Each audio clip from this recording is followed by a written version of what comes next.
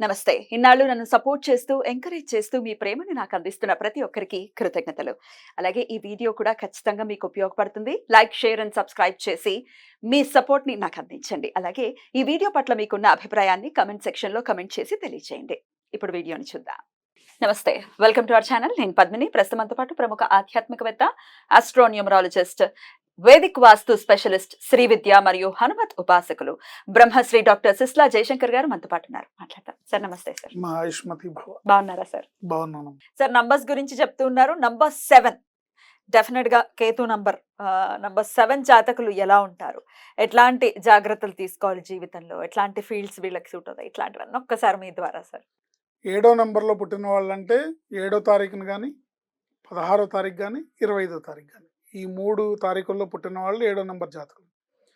వీళ్ళు by birth మంచి మేధావులు జీనియస్ పీపుల్ అందరూ ఈ నెంబర్లోనే ఉంటారు. ప్రపంచాన్ని జయించే అంటే మేధస్సుతో ప్రపంచాన్ని జయించే వాళ్ళందరూ ఈ నెంబర్లోనే ఉంటారు. అయితే వీళ్ళకున్న మేధస్సే వీళ్ళకి ప్లస్ పాయింట్, అదే వీళ్ళకి మైనస్ పాయింట్. ఎలా అంటే ఏదైనా అహంకారపూరితంగా అహంకారం కాదు, వీళ్ళు దేన్ని ఒక పట్టాన నమ్మరు. ప్రాక్టికల్ గా అనుభవంలోకి వస్తే కానీ నమ్మరు. వాళ్ళు నమ్మిందే నిజం అనుకుంటారు. ఒకవేళ అంటే ఎక్కడో వాళ్ళ జాతకము, పేరు, ఈ నెంబర్లో పుట్టిన వాళ్ళు, వాళ్ళ జాతకము, పేరు అన్ని అదృష్టం కలిసి వచ్చిన వాళ్ళు చాలా అరుదుగా ఉంటారు ఈ నెంబర్లో. But 99% bad luck. అంటే ఈ ఆలోచనలతోని వాళ్ళు ప్రతిదీ డౌటే, ప్రతిదీ సంశయాత్మకమే, అన్నిటి మీద విశ్లేషిస్తారు. ఇది బాగుంటుందని ఈ రూట్లోకి వెళ్తారు, కానీ అవును మరి తీరా ఇది నిజమో కాదో అని మళ్ళీ వాళ్ళే వెనకడిగేస్తారు. సో ఇలా ఊగిసలాట. దేని మీద పెద్దగా డిజైర్స్ ఉండవు, పెద్దగా డ్రీమ్స్ ఉండవు. ఎంత ఆదాయం ఉంటే అందులో సర్దుకుపోదాం అనుకునే తత్వంలో ఉంటారు. ఏది అంటిల్ అన్లెస్ వీళ్ళు మహర్జాతకులు అయితే తప్ప. కొంతమంది ఉంటారు ప్రపంచాన్ని జయించే సత్తాగల నెంబర్లు ఉన్నవాళ్ళు, ఈ నెంబర్లో ఉన్నారు. కానీ 99% వీళ్ళే ఉంటారు బ్యాడ్ లక్. పెద్దగా అదృష్టం ఉండదు వాళ్ళకి. ఎంత వచ్చిందో అంతే, ఎంత సంపాదించామో అంతే. ఆయనకి 40,000 జీతం అనుకుంటే ఆ 40,000 తీసుకెళ్ళి పెళ్ళాం చేతిలో పెట్టి, నాది ఇదే ఇంతే, ఇంకా మీరు ఏమన్నా చేసుకోండి, దీంట్లో నువ్వు ఫీజులు కడతావా, అద్దెలు కడతావా, ఏమన్నా చేసుకో, నువ్వే, నేను ఇంతే 9 to 5 జాబ్ చేసి వచ్చి అదే పెద్ద దేశాన్ని వేలేసామని, ఘనకార్యం చేసామనే ఫీలింగ్లో ఉంటూ జీవితాన్ని గడిపేస్తుంటారు. బట్ వీళ్ళకి విషయ పరిజ్ఞానం చాలా ఎక్కువగా ఉంటుంది. చాలా బుక్స్ చదువుతారు, చాలా నాలెడ్జ్ ఉంటుంది, అన్ని రకాలుగా కూడా బ్రహ్మాండమైన తెలివితేటలు ఉంటాయి. ఏ రంగంలో అయినా సరే, ఏ విషయంలో అయినా సరే. ముఖ్యంగా స్పిరిచువల్ సైడ్ చూసుకుంటే భారత భాగవతాల్లో కానీ, వీటిల్లో గ్రంథాల్లో, తర్వాత ధర్మపరంగా, సనాతన ధర్మపరంగా, ఇలాంటి వాటిల్లో చాలా నాలెడ్జ్ ఉంటుంది. బట్ ఇది వాళ్ళ అభివృద్ధికి వాళ్ళు ఉపయోగించుకోలేరు. వీళ్ళ తెలివితేటలని ఎదుటి వాళ్ళు ఉపయోగించుకుంటారు. వీళ్ళ తెలివితేటలు వీళ్ళకి, వీళ్ళ కుటుంబానికి ఉపయోగపడవు. దానివల్ల ఎక్కడేసిన గొంగళి అక్కడే అన్నట్టుగా చివరికి ఒక సాధారణమైన మనిషిగా, వీళ్ళకి ఇంత తెలివితేటలు, ఇంత మేధస్సు ఉన్నా కూడా, అన్నీ తెలిసినా కూడా, అయ్యో పాపం జీవితంలో ఆయనకి ఏం కలిసి రాలేదురా, గ్రహాలు ఆయనతో ఆడుకున్నాయి అనే ఒక అపవాదుతో మిగిలిపోతారు. కానీ వీళ్ళకే గనక డేట్ ఆఫ్ బర్త్ ప్రకారం పేరు బాగుండి అదృష్టం వీళ్ళకి ఉంటే గనక వాళ్ళ సక్సెస్ అద్భుతంగా ఉంటుంది. ఉదాహరణకి ఈ నెంబర్లో పుట్టిన వాళ్ళు సిహెచ్ రామోజీరావు గారు. సక్సెస్ ఇలాంటి సక్సెస్ కాదు బాబోయ్. ఇలాంటి సక్సెస్ కాదు, ఒక సామ్రాజ్యాన్ని స్థాపించిన ఒక మొఘల్ చక్రవర్తి లాంటి మనిషి ఆయన. ఏంటి అల్లు అరవింద్, ఇదే నెంబర్. మళ్ళీ ఇంకొక అద్భుతం. సో ఈ నెంబర్ అంటే 7వ నెంబర్ డెస్టినీలో ఉన్న వాళ్ళకు కూడా ఈ లక్షణాలు పనిచేస్తాయి. అల్లు రామలింగయ్య గారిది కూడా ఇదే నెంబర్. ఇప్పుడు అల్లు రామలింగయ్య గారిది వాళ్ళ అల్లు అరవింద్ది ఒకటే డేట్ ఆఫ్ బర్త్ కాంబినేషన్.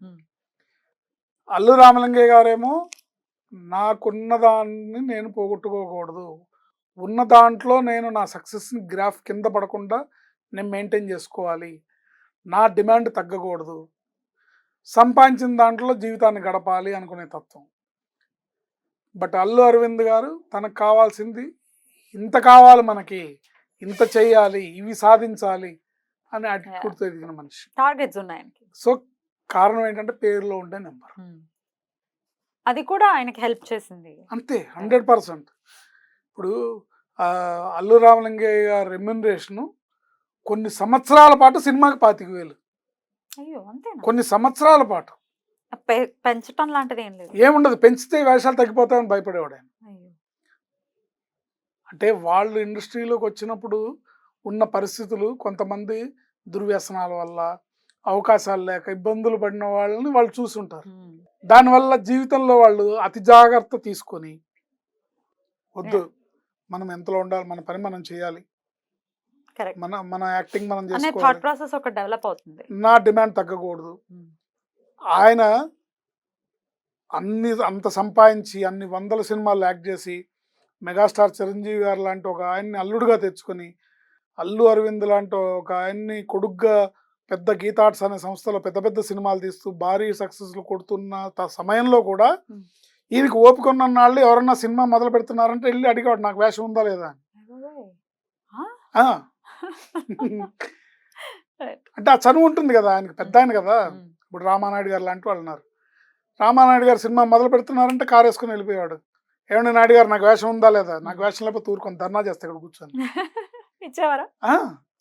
అట్లా అట్లాంటి ఒక అలాంటి ఇది ఉన్నవాళ్ళు. కానీ 99% పీపుల్ వీళ్ళు జీవితంలో ఏది కలిసి రాకుండా అన్నీ తెలిసిన మూర్ఖుల్లాగా అనుకోవచ్చు.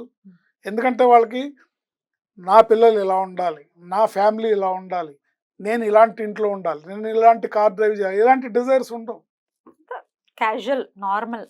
ఉన్న దాంట్లో మనం సర్దుకుపోదాం, ఉన్నది నిలబడితే చాలు, ఉన్నదానికి పడిపోకూడదు అనుకునే థాట్ ప్రాసెస్లో ఎంతో వెళ్తుంటారు. కొంత దీంట్లో ఒక పాజిటివిటీ ఉంది కదా సార్.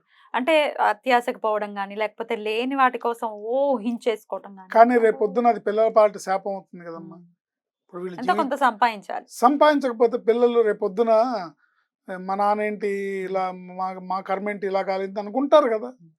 వాళ్ళకి మంచి చదువులు చదివించాలన్నా, ఒక మంచి ఇంటికి పంపించాలన్నా, వాళ్ళని ఒక లైఫ్లో ఏదన్నా ఒక చిన్న భూమో ఇల్లు సెటిల్ చేయాలన్నా సంపాదించాలి కదా.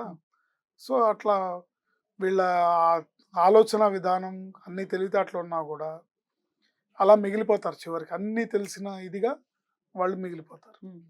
అందుకని ఈ నెంబర్లో వాళ్ళు కనుక జాతకము పేరు కలిసి వస్తే వాళ్ళ సక్సెస్ టాప్లో ఉంటుంది. ఎందుకంటే వాళ్ళకున్న అదృష్టానికి, వాళ్ళకున్న మేధాశక్తికి ఇంకా అసలు వాళ్ళ సక్సెస్ అన్స్టాపబుల్. వాళ్ళ సక్సెస్ అనేది అన్స్టాపబుల్. ఉదాహరణకి రామోజీరావు గారు, ఎక్కడ పచ్చళ్ళు వ్యాపారం, ఎక్కడ ఈనాడు పేపరు, ఎక్కడ రామోజీ ఫిలిం సిటీ, ఎక్కడ ఈటీవీ, ఎక్కడ అన్ని భాషల్లో ఈటీవీ, అన్ని భాషల్లో ఛానల్స్.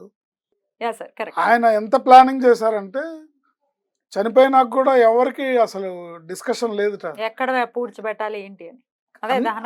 దహన కార్యక్రమాలు అనుకోండి, ఆస్తి పంపకాలు అనుకోండి, అది కూడా మనవాళ్ళు మనవరాళ్ళు ఎవడెవడికి ఏది ఇవ్వాలో ఆల్రెడీ ఫిక్స్డ్ చేసేసి ఇచ్చేసాడు ఆయన. అంటే ఒక్క వివాదం కూడా లేదు, నాకు ఇది వస్తుందా, నాకు అది వస్తుందా, ఒక ఫ్యామిలీ మెంబర్స్ మీటింగ్ లేదు ఆయన పోయిన తర్వాత. ఎందుకంటే క్లారిటీ ఉంది అక్కడ, నో కన్ఫ్యూజన్. వాడు ఇంకో దాన్ని ఆశించడానికి వీల్లేదు, మేధావి కాబట్టి ఇది సాధ్యపడింది. అందరి వల్ల అవ్వదు కదా. సో ఈ 7వ నంబర్లో పుట్టిన వాళ్ళు మేధావులు. ఏ నంబర్ పడదు సార్ వీళ్ళకి? వీళ్ళకి వచ్చేసి మాక్సిమం చెప్పాలంటే 6వ నంబరే పడదు, 6 పడదు. ఎందుకంటే 6వ నంబర్ వాళ్ళు లగ్జరియస్ లైఫ్ని, డ్రీమ్స్ అండ్ డిజైర్స్తో ఉంటారు. వీళ్ళు వైరాగ్యంతో, స్పిరిచువల్ భావనలతో ఉంటారు. అవి మంచివే, కానీ ఈ రోజుల్లో కుటుంబాన్ని గడపాలి, కుటుంబాన్ని, జీవన విధానాన్ని మనం ముందుకు తీసుకెళ్ళాలి, పిల్లలకు ఒక మంచి లైఫ్ ఇవ్వాలి అంటే మటుకు అది సాధ్యపడదు కదా. ఏంటి నేను గాంధీ గారి లాగా కొల్లాయి గుడ్డ కట్టుకొని ఉంటానంటే కుదరదు కదా. కుదరదు. ఈ ఈ పరిస్థితి రోజుల్లో ఈ పరిస్థితుల్లో అది కుదరదు. Correct. అయ్యే పని కాదు. రేపొద్దున వాళ్ళు ఏడుస్తారు. వీడి కడుపున పుట్టావేంట్రా బాబు అని ఏడుస్తారు. మరి వీళ్ళకి కలిసి వచ్చే కలర్స్ డేస్ ఒకసారి చెప్పండి సార్. వీళ్ళకి కలిసి వచ్చే colours grey colour, red colour, Hmm. Blue colour, Hmm. White colour, yellow colour, చాలా ఉన్నాయి. ఇవన్నీ చిత్ర వీళ్ళకి కలిసి విచిత్రంగా వస్తాయి. వచ్చి వీళ్ళకి ఇవన్నీ కలిసి వస్తాయి. Right. అండ్ వీళ్ళకి డేస్ వచ్చేసి ఆదివారం, మంగళవారం బాగా కలిసి వస్తాయి. Right. శనివారం కూడా కలిసి వస్తాయి. Beautiful sir. డెఫినెట్ గా ఒక సూపర్ వీళ్ళకి గణపతి ఆరాధన, గణపతి ఆరాధన. గణపతి ఆరాధన వదలకుండా ఉంటే, అంటే ఎవరన్నా మన వీడియో చూసి నాది 7వ నంబరే, నాకు తెలివితేటలు ఉన్నాయి, అన్నీ చేయగలుగుతాను, కానీ నాకు అదృష్టం లేదని ఎవరన్నా బాధపడుతూ ఉంటే వాళ్ళు గణపతి ఆరాధన చేస్తే ఆయన మీ బుద్ధి ప్రచోదనం చేస్తాడు. నీ పేరులో నంబర్ బాగుండాలిరా, జీవితం మలుపు తిరుగుతుంది. Right sir. చాలా బ్యూటిఫుల్ గా ఎక్స్ప్లెయిన్ చేశారు సార్. ఇక నెక్స్ట్ నంబర్ 8 గురించి మాట్లాడుకుందాం. Thank you sir. నమస్తే. ఆయుష్మతి భవ.